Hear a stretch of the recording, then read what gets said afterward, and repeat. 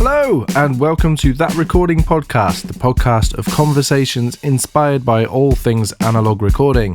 I am your host, Joe Montague, also known as... Are you that Beatles drums guy off Instagram? All you need is drums. Yes, that is me. And each episode I'll speak with a different guest from all avenues of the recording world. You can expect discussions on everything from the mentality and philosophy of recording right down to the nerdy gear talk and everything in between.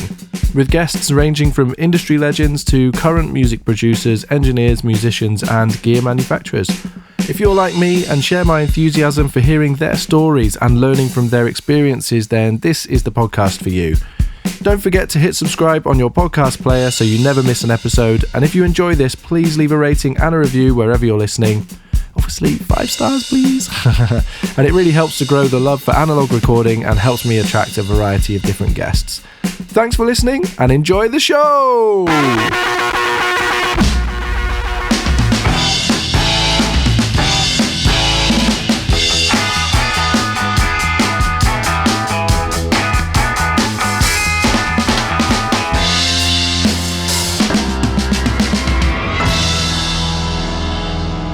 Hello, I hope you've all had a wonderful week. Welcome back to another episode of That Recording Podcast. I am so excited. When am I never excited? But I'm particularly excited this week for this episode with Chris Wilkinson from Balcony Recording Company. Met Chris, I think it was only earlier this year actually. Feels like it's been a lot longer. In a positive way, I mean. And he's had a ridiculously cool career. He moved straight over to Nashville after college and managed to land a job as an assistant engineer for Vance Powell at his studio, which is, I mean, let's be honest, that's so many people's dream. What a dream job. And from that point, he's gone on to work. He's won Grammy Awards, numerous nominations. He's worked on number ones in the US, Canada, and Australia.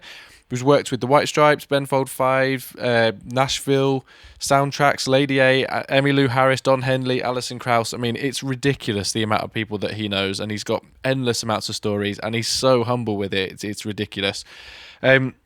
So this whole podcast is basically me just asking him loads of questions that I want to know. As I keep saying, basically, if I think I'm interested in it, I'm hoping that you're interested in it too. So it's just sort of me going, what's this like? And what's this like? And what's that person like? And how does it work when this happens? And yeah, love it. Absolutely love it. So I'm going to try and make this short because I do understand that this intro is quite long and I appreciate your patience with it. This episode is brilliant. Chris is brilliant and you're really, really going to enjoy this. So Chris Wilkinson from Balcony Recording Company.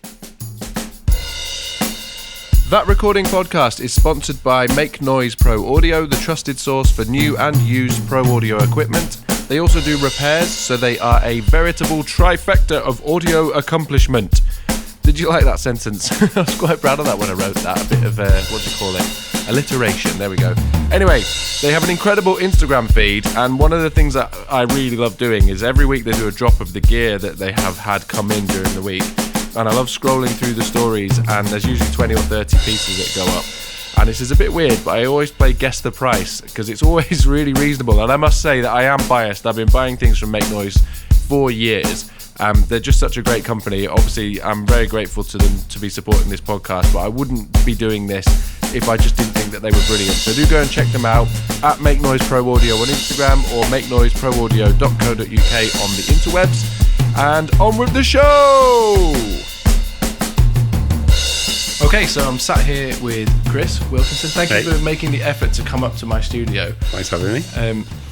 Would have been nice to do it in yours, but it's just worked out that we're here at well, my place. I think I wanted to be nosy. I wanted to come up here. You've seen my place, so I wanted to come up. Yeah. But it's just nice to be able, for me to be able to do this face to face, and so often I do these things on Zoom. So like the fact that you're actually physically here in the room with me is kind of nice. Yeah. No. So it turns out, I mean, actually, before I don't know how much of this I'll ever explain in the intro, but could you just give us like a brief synopsis of kind of what you think of yourself as? What would you describe what your role in the music industry is, and then we'll get on to kind of your journey as to how you got there. Yeah, cool.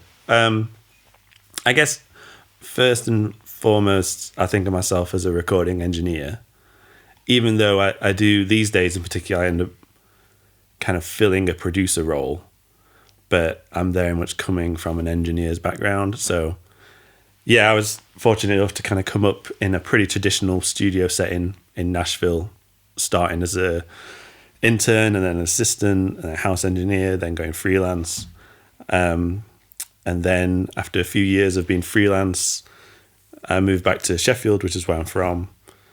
And since we've been back in Sheffield, continuing to engineer for other people, but doing lots of production for bands, like typically independent artists, and trying to carry over a lot of the Nashville mindset and production and the way in which I would do things in maybe a more major setting, and kind of giving that experience to local and independent artists. And yeah, now I've just recently started a new studio called Balcony, which is it's the balcony of a church, and it kind of puts a few of my different loves together. So yeah, I mean, it literally is. I've been a couple of times. It's like so it's sort of, you've got the main sort of congregation room, and then I kind of, your bit kind of comes over the top of it with a big glass frontage. Yeah, so it literally was the balcony where you would, previously that's where you could sit up there. There's kind of like the overflow of a church, the way you'd have a balcony in a theatre. And then that's been, flattened off, and they've put a big wall and window in it. And that's essentially the control room, but also it's kind of a open plan studio where we do lots of stuff in there as well. It's an old building, isn't it? Yeah, I don't know exactly how old, but it's at least like 150, 200 years. Because it doesn't feel it inside. Like your studio space feels modern, and the way that the glass goes across the front, and it is almost cut off, isn't it? Like the way the balcony's been like shortened almost, and the way you can see over it, it's hard to explain. You can imagine that eventually, that as a live room, the big congregation room as a big live room, it's just got that real old school feel of like studio feel. I mean, about it. Yeah, I've never been, but I've always kind of dreamt of working in the traditional like Capitol building in LA, thinking back to when like Sinatra was recording, and he's just stood on the floor with a band just around him, and he just stood there in the middle with a 47 singing. And then in a little pocket in the corner there's a control room with 3 mics. And they just play it back through loudspeakers. I've romanticized that idea in my head, so I'm kind of, I don't know, trying to emulate it a little bit. I think that's about right. It's got a bit of a, I mean, my mind would automatically obviously go here, but it's got a bit of a Studio 2 Abbey Road feel about it. The way that you can see over and so cool. I've just about got my space, the control room, and it's a big space. It's a big enough space to do multiple things in the control room, and that's kind of all set in the next few weeks and couple of months to get the auditorium room set up. It's super live at the minute, so I need to chill it out a bit. How did you sort of come across that space? And knowing we'll get onto your sort of journey in Nashville in a minute, but coming from the US back into Sheffield, how did you find the process of getting a space and then approaching doing it up? And that's a question I get asked all the time. How did I come across this space? I think it's really interesting to know. Everyone's got this little unique journey about how they found their spot and then how they went about making it work for them. So when I first moved back, I just did a little digging online and asking friends, who's around musician wise, and because initially not really thinking of, I need a space to be mine, thinking more of, I need to know musicians that I can call to bring on projects. And I wrote to, got a few names, wrote to some people, kind of introducing myself, letting them know that, I'm a engineer, producer, looking to meet session players initially, and asking them to in turn kind of send other names my way, and kind of started to meet people that way, and did the same thing for studios just to kind of learn what was available, what were the kind of places I could book, and also places that would maybe even, if they had, if they needed an engineer, I was around. I did a lot of, the first like few months of being here, I was traveling. I was, obviously going around Sheffield and also up here in Leeds and Manchester, and just kind of meeting different studio owners. And one of those places was a place in Sheffield called Foxden, which was in a position where it was a studio that was fully set up, but wasn't doing loads of work just because it didn't really have. It had a guy that had started it but wasn't really using it. It didn't have like a house engineer, a really short version of the story is basically I kind of took on Foxden, and I revamped it a little bit into kind of a workflow that fit what I would do. I rearranged the setup of the control room and things. And initially, my plan was that it would be where I could do some projects completely, and then also be the kind of place where I could go track somewhere else and then bring projects back and do all the overdubs and mixing there. And that was my home in Sheffield for a few years, which was really good. And the guys that are now in Foxden are good friends. And they've kind of done the same thing. They've rearranged it yet again into something that fits their workflow. But I had a little bit of time off just to kind of assess what I was doing, what I wanted to do. And I think I got a little bit burnt out on trying to do too much, I think, probably. I think I'm definitely guilty of that.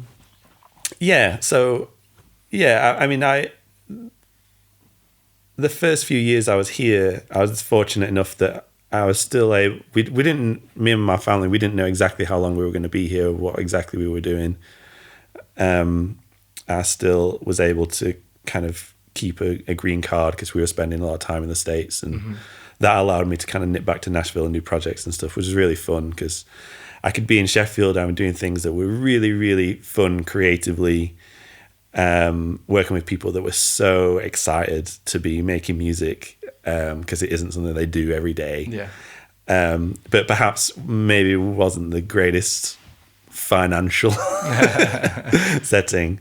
And I could nip back to Nashville and kind of like get my fill of being in like a super sweet big studio, working with, amazing musicians and good friends, and kind of like scratching that itch for me, eventually I don't know, I think I'd done one too many things that I didn't feel great about creatively.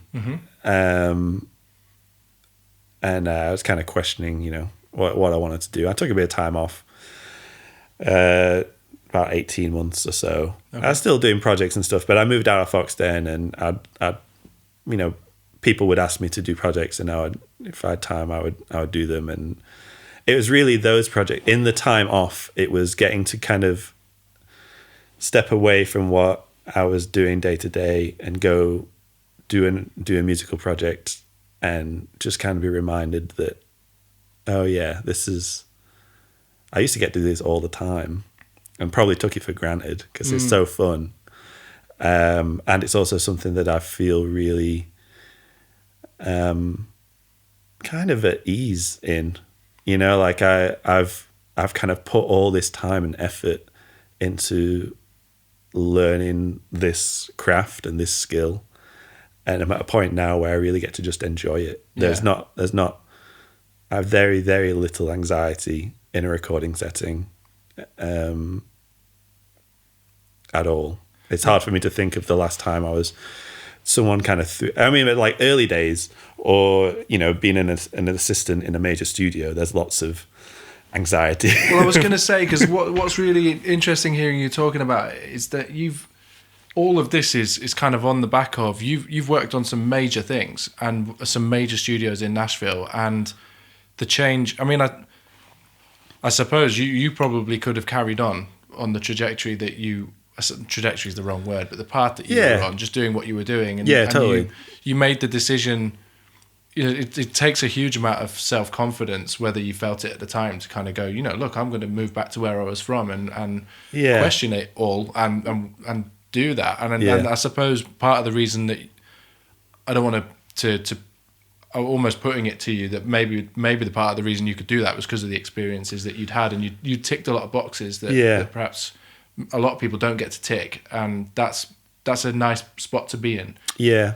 There's a few things that kind of come to mind when I think about all of that. One is that the decision to move back to Sheffield was not a career decision. As much as I love Sheffield, I mean, also just moving to the UK, like if I was gonna really kind of continue the trajectory, I would have probably needed to spend a lot more time in London. And the whole reason that my wife and I moved to Sheffield was to be close to my family. Mm-hmm. So that's what we were doing, you know, and the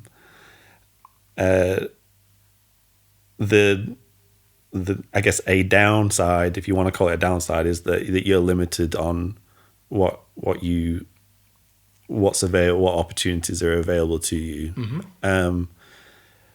But the positive is kind of what I'd mentioned in that, you know, the stuff that you do get to do, people are really excited about it. And we were talking earlier about like the rules of recording and all that stuff gets thrown out the window. Like I had there's an artist that I've become really good friends with and should be working again with soon. And he came to me, this is when I was at Foxden, and he was like, I really don't like how my voice sounds just being recorded normally. It's like, I was like, just make it dark, make it muffled. Don't put a microphone near my mouth. You know, I think a lot of people can resonate with that. And complete creative freedom to do like mad stuff. Yeah, you know, and that project in particular, like I think there's a few songs on the album where the capturing of it is he's sat with an acoustic guitar in a room playing and singing. But you would never know that from what comes out of the speakers when you play the album. And it's essentially a collection of microphones in the room, not necessarily near him, not necessarily pointed at him, going through, I don't know, guitar pedals or, you know, just like anything mad we could think of. Yeah. We'd kind of dial that in so that he was getting like whatever he liked in his headphones. You know, I'd literally be turning knobs and he'd be kind of giving me like yes, no, more, less. And then when he kind of found a vibe that he was into, he'd start singing a song. And that just you don't get to do a lot of that when you're in kind of major label, typical recording environments. Yeah. Yeah, so and also just like the pace of things, you can kind of slow things down a bit and really take time on stuff. A session player in Nashville once told me that like the reason that they do things so quickly is because they do it every day, you know? And that's obviously not true of every project, and there's some like truly amazing, thoughtful art that comes out of Nashville. There's also a lot of stuff which is kind of, this is how we do it, like here's the demo. You kind of know the different building blocks everyone's going to play, and you just it just comes together and you just do it, you know. Yeah. I find is that tiresome? I think that's why he was saying like this is why we do it so quickly. Is because it's you kind of just need to knock it out and do it. And there's very much on the craft side of the art, and I'm not knocking that at all. Yeah, you know, it's just that's just kind of a reality of it, and so the bonus of the bonus of kind of being out of that is that you don't have to do so much of that. The bonus of being in that is that it's kind of there is a business. There's like a set value to what you're doing, and you can kind of carve a career out that way and work your way towards more creative ventures anyway. I mean,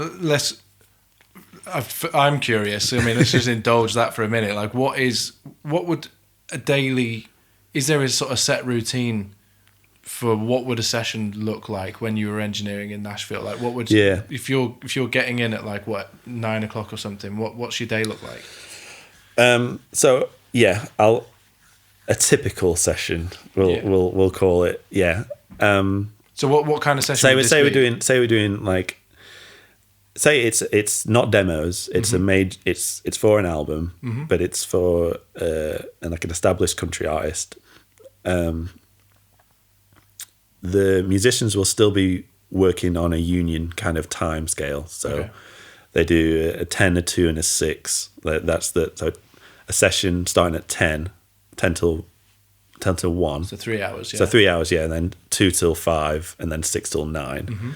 So you might do 3 sessions. You'll probably just do 2 sessions, you know. The day before, as the engineer, you'd send a setup to the studio and to the assistant, and you might nip down and kind of go over the setup with them. And that would be every instrument with every mic choice and signal chain input, all the way down to how you want the headphone set up for, you know, whatever cue system they've got in the studio. So that's the producer that has instructed you, this is going to be the lineup. Yeah, so the producer would say this is the band, and then you would typically kind of know you would know the musician. So if it's, you know, whoever on drums, it's like, oh, I know he's got 3 toms, so I'm going to do that. Or if there was any question on that, I'd figure that out. Or you kind of know the particulars of certain musicians. Certain guitarists they'll run 2 cabs, so I know I need a kind of a double setup for them. Or I know such and such bass player is coming, and he essentially just needs an XLR because he's got an amazing signal chain, and I'm just going to take that anyway. Yeah. So the producer would give you the band, and then the engineer would give the setup to the assistant, and then everything would be set up and tested the night before. Or if there's a session in there late, at some point in the night, and that would be really rigorously tested. So they'd even have, you know, potentially the instruments and stuff would be dropped off the night before, so you could get things pretty close. And we'd have these things called crickets, which I've not seen in the UK. Okay. It's just like it's 2 devices. One's got a little speaker on it, one's got a little microphone on it. And the speaker pops out like a little click that's a positive pulse. Okay. And then the one with the mic you put in front of the speaker in the control room. And then as it hears the pulse, it either lights up green if it's still positive, or red if it's got the polarity's been flipped somewhere. Okay. So it kind of serves 2 functions, is that you do the setup, and then you have the assistant or an intern or whoever kind of go out with the cricket, and they'll hold the cricket a couple inches away from each microphone. And the main function is basically checking the continuity of the polarity is kind of going all the way from the mic to the speaker, just to kind of know that you're on a good, you know, you're starting in a good place. It's all it's all good. Yeah. The other function is that you learn pretty quickly what a 57 sounds like into a API 312, you know, and what you kind of know what to expect. So even if you're getting the right polarity, sometimes you can kind of pick up on, oh yeah, actually there's something wrong there. There's there's a leg missing, or something's kind of wonky, you know. Like sometimes you'll get mics where they work, but do they work? I don't know, you know. So you catch all that kind of stuff, and hopefully it means that in the morning you'll get there and you've got a 10 a.m. downbeat. Musicians will roll in at like 9:30. They'll listen to the demo or work tape of a song, and everyone will have charts. And they'll go out there, and by 10 a.m. you'll have hit record. Amazing. Sorry, I'm just going to cough. Yeah. Yeah. So yeah, it's that's that, and from that point you're going, you know, and on a major like album, like a pretty like relaxed pace would be like 4 songs in a day. In a day or a session? In a day. In a whole day. Yeah. So in that 3 hours, I mean, you know, I'm a session player, and you know, if you've listened to the thing and you know, listened to the demo and you've worked it up, I mean, how realistically, what are they can't imagine they're hammering it out 20 times. You know? Oh no, not doing it 20 times. They'll be taking it easy if it's an album, you know, if it's a master. So we'll probably be playing around with like making sure the tempo's right, making sure the key's right, making any kind of form changes, that kind of stuff. That's kind of what like slows it down a bit. Okay. And presumably there's an MD in charge of that. Yeah, so there'd be a session leader. Yeah. So there'll be one musician who's a leader, and they're kind of typically in charge of charts. And if the producer isn't, if the producer's coming from a non-session player kind of background, then the leader would be kind of there to translate stuff, you know. Sorry. So say the producer's coming from like an engineer background. Yeah. I can think of a few producers who that's really their background. So they wouldn't talk the way that another session player would talk to a session player. So that's kind of where a leader kind of comes in handy. But a lot of producers are, you know, songwriters and ex-session players. So it's kind of like sometimes the role of leader is not that necessary. It's a little fluid. Yeah. So that's how we do it. If it was demos, we would be doing like 4 or 5 songs in a session. Cool. So you're looking to basically have, by the end of that 3 hours, you've got a take of 1 track. Yeah. And have you done? You also do a lot of overdubs and stuff, you know. Oh, of course, yeah. So you do, you know, depending on how many guitarists you've got in the session, if you're not tracking with acoustic, you'd probably get an acoustic down. You might get a high strung down. Do a couple solos. Get some percussion done. There might be some loop situation that you need to do, you know.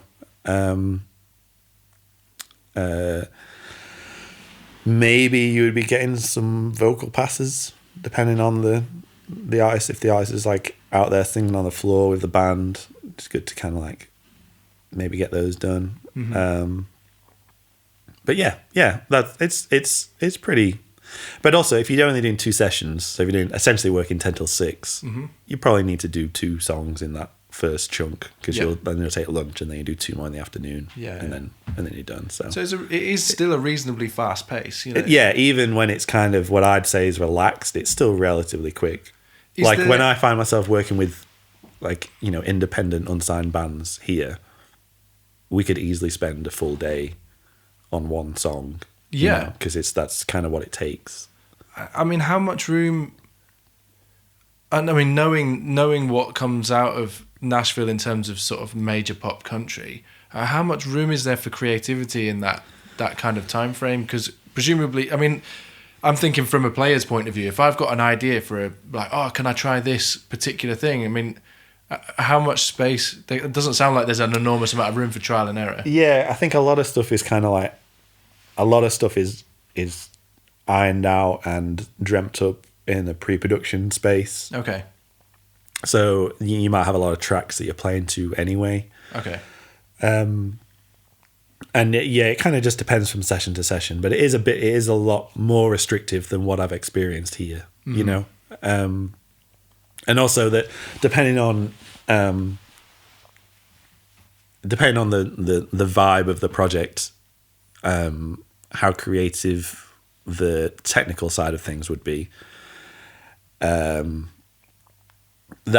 kind of up in the air. I think as an assistant, you would often get very complicated setups from engineers. Okay. And essentially it's every option under the sun. And then they're doing that because they don't really know they're going to want, Yeah. you know, or what the artist and producer are going to want. So on drums, you might have a couple different sets of overheads and a mono, and then you've got a few different trash mics, like 2 or 3 trash mics, a couple different sets of rooms. You could easily have, you know, 18, 20 mics on a pretty. The kits are typically quite small. You know, this is not like Dennis Chambers. It's like, you know, like 2 toms, snare. Well, you're glancing over at mine. I mean, that's basically what I've got. You know, like tons of options. Yeah. Well, yeah, you've got lots of options because you kind of set up in this. You know, you're doing lots of different options for. Yeah, precisely. Scenarios. And people ask me when they say like, "What do you have on your kit?" and I explain, they go like, "Oh, well, you got 18 mics or whatever set up." I'm like, no, but the intention is for you to not use all 18. Yeah. So you might do that, and then even, I mean, I did one album where we had 2 drum kits set up, one in the main room, which is quite a dead space, and then one in the rock room. So which studio are you talking about now? That was. So when I was there, it was called House of Blues. It's called East Iris now, which is what it was originally called, like way back. So yeah, East Iris. So East Iris is like a Tom Hidley designed studio where the live room is relatively dead, but they have a rock, like a stone room at the back, which when you're looking from the control room, it looks like a reptile enclosure or something like that. I think I've seen videos of this. Yeah, but there's a few like it because there's a place called the Tracking Room. And a few others that Tom Hidley did that are really quite similar. It's the idea of you're in a control room, and then as you look out from the control room, there's a main space, and then another room, and then a final space. So yeah, that was in that space, and it's a good space for lots of options, you know, because there's lots of isolation room. There's the control room is set up around SSL 9000, so lots of signal routing options. But there's also, I mean, we had probably like 20 something different Neve preamps and another 18, 20 API pre's, and I think we had 12 Pultecs in the room, and it was just like whatever signal chain you wanted, we could figure it out. You know, I guess that's in terms of sort of creating that. Options is really important. It's important to me, you know, when I'm doing stuff that I don't want to have to be thinking. And if you've got a limited time frame anyway in terms of what the session times are, and you're being asked by the producer to make things happen dead quickly, then being able to have things either already set up or in a position where they're pretty close to being set up straight away. You know, you're not interrupting the flow. And if you were to like think about the sessions that we're talking about here, how much of that time is dedicated towards like, okay, so that's kind of what you want, right? Well, give me 10 minutes and I'll set that up. You know, if we get rid of that 10 minutes every time that happens. There's none of that. And actually, to be fair, I really quite agree with that. A producer once told me, it's something that's really stuck with me, which is good engineering just needs to happen. Yes. You don't notice it happening, and I'm on board with that. No matter how wacky or creative we're getting, you know what I mean, or how much time we have, or what kind of pace it is, I'm fully on board with that being the reality. I'm not crazy about having every option under the sun because you don't want to make a decision, but I understand why people do it for sure. And I've totally done it myself because sometimes you're hired to do a job, you know what I mean? So like, I'm there to give them all the options that they could possibly want, and I'm, you know, more than happy to do that. When you're a bit more in charge, then you can kind of be like, yeah, I'm gonna do one thing really well. But one thing I did notice is when, as an assistant in a major studio, the benefit is you get to see lots of different ways of working. So you kind of get a nice view, like one step back, where you can kind of see, oh, you know, there's lots of different ways to do this, and there's lots of good results that come out of it. One thing I did notice is that some of the best sounding sessions were sessions where the setup wasn't that complicated. And I'm particularly thinking about signal chain. So sessions where, you know, I've got a mic into an external preamp, into a compressor, into a different EQ, into a different compressor, going to a small fader, getting bussed with some other things, going to something else, and then it finally hits Pro Tools. It might sound really good, but in the heat of the moment, in a, like, oh, what's going on with the rack tom or whatever, it's like, well, I can't remember what it's plugged into. You need to, like, both the assistant and the engineer are looking at the setup sheet, trying to remember what kind of mad signal chain we've created. Whereas sessions where engineers just said, you know what, just stick it in the console. And an SSL 9000 is a very good console, but it's not a sexy console for tracking. You know what I mean? It's like, it's pretty clinical. It's pretty clean. There's a lot of chips and stuff in the way of the signal chain, and a lot of people would avoid hitting it at all on the way in. And I don't know whether to like name. Definitely wouldn't name names negatively, but I don't know whether to name names positively. I'd go. Yeah. If it's in positive, go for it. So Trina Shoemaker came in, who I was so excited to assist because, like, she's done some of like my favorite records ever. She came in to do a project, and first off, she was like, "Right, you're not an assistant. We're just engineering this together," which I thought was really sweet. Not true at all. She was like, I was definitely the assistant, but like, she was just like that way minded, you know. And she's like, "Yeah, just stick it in the console, and like as we need, I'll plug in some inserts or we'll move stuff if I feel like we need them." And Chuck Ainley did the same thing. And those sessions, I just remember the immediate playback when the band would come in the room and listen, sounded so good. And I think what it is their minds weren't on what cool piece of gear have I got plugged in. It was they heard an issue or a problem or something that they could make cooler, and they just immediately like went down to the console and like changed the compression or changed the EQ and just like grabbed it right there. And particularly when you know a console well, you're not even thinking about, you know, where buttons are. It's just the connection between your ears and your hands. It's just immediate. So I think there's something to that. You know, there's something to the workflow of a console or the workflow of having things set up simply. Well, it's responding. I have the same feeling as a musician playing on songs, that trying to avoid a non-instinctive thought process. So that's a really convoluted way of explaining it. Trying to aim for an instinctive thought process, essentially. Yeah. So you're responding in the moment, like you say. So whether that's, you know, for me, it might be emotionally responding in the way that I hit a drum or where I hit a drum or what sort of timbre I'm using, like trying not to think about it too much and just go with what my gut reaction is. Yeah. It's exactly the same principle, and that can come from an engineering side of things too, or you know, production side of things, where you kind of, that kick drum can sound fatter or needs to in this context, and rather than deciding that we're going to have a fat kick drum and starting from that point. Yeah. I think that it's just a